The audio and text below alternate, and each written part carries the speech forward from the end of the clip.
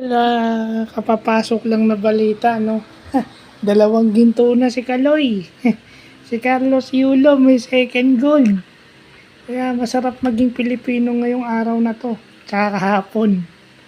Maganda gising ng mga Pilipino nung nakakalimutan yung mga problema nila sa buhay dahil nakakatuwa yung ginawa ni Carlos Yulo again.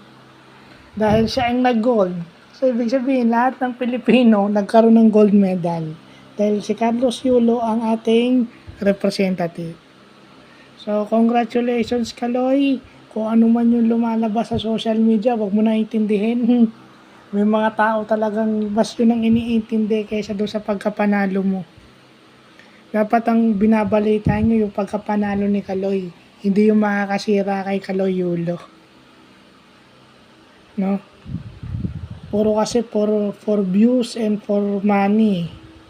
Yun ang mahirap. Second goal for Kaloy. So, masarap maging Pilipino. So, yun lang po.